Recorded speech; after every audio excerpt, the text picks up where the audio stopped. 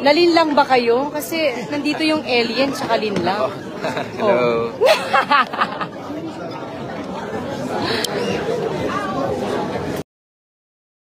Ayun na nga guys, ang daming natuwa sa video na yun ni Marian Rivera, of course, with Paolo Abelino. Alam naman natin magkatapat ang kanilang show, ang Linlang at My Guardian Alien. So, anyways, nagkita nga ang halos lahat na malalaking artista, kapamilya man or kapuso man sa General Assembly na ito ng aktor na pinamumunuan ni Dingdong Dantes. Ito nga organization ng mga aktor na sabi nga 3 years pa lang nagsimula nung pandemic kasi kailangan talaga magtulong-tulong. At nakita naman natin, no, nagsama-sama ang mga malalaking artista, mga lead stars ng GMA7 at ng ABS-CBN. So, napakarami pa, of course, dumalo rin ng mga veteran stars bilang mga advisor. Mamaya sa video na yun. Actually, video ito ni Maria na walang humpay, walang matindi ang support talaga. Na can you imagine? Nagmukha talaga siyang videographer. Talagang live talaga siya sa event na ito. Yun talaga yung nakakabilib. Wala ka talagang masabi na kahit superstar, big stars ka, box office queen ka,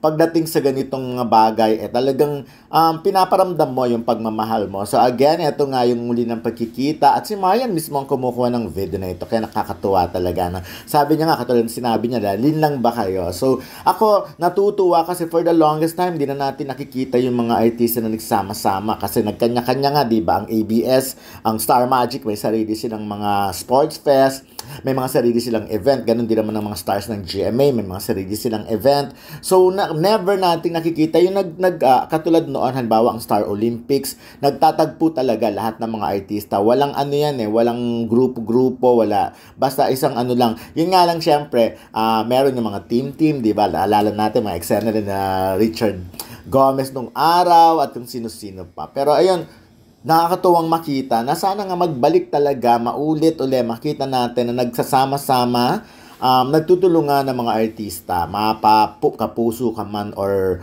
kapamilya ka man, para din tumulong, nabuhayin muli. Ramdam na kasi sa industry talaga ang paghina talaga. Wala tayong magagawa, lalo ang sinehan. Nakita nyo naman lahat yata ng pelikulang pinalabas ngayong 2024. Talagang sablay sa sinehan. Hindi ko maintindihan. Ako bilang member ng deputy ng MTRCB, obligado akong manood talagang.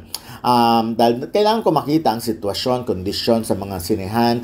Pero ang nangyayari kasi, hindi ko rin minsan nagagamit yung card ko because walang tao sa loob ng sinehan. So nanonood pa rin ako. Yung mga ganun malilit na bagay na dapat gawin ng mga artista. Sana nga ito na ang simula at sana nga ay mas dumami pa ang katulad ni Dingdong Dantes. Ako sobrang bilib ako kay Dingdong na napaka unselfish niya. Hindi siya selfish na isipin lang yung career niya kasi aminin natin, ang daming artista na umabot na sa ganung point na mas iniisip ang kanilang career, mas iniisip ang sarili nila, ang kita nila, kesa sa kabuuan ng buong industriya.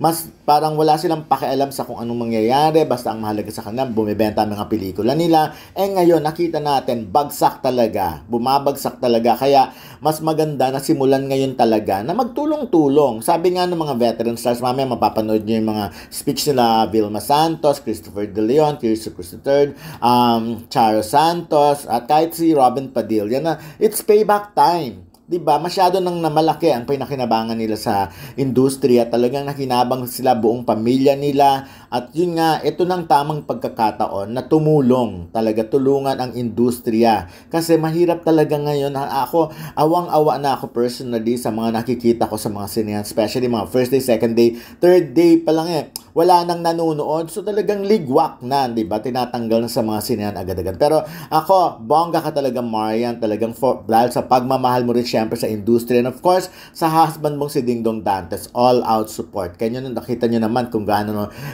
kabongga ang mga diba, mga kasama niya. At talagang nakakatuwa na si Marian mismo ay videographer, nagla-live, chimichika, etc.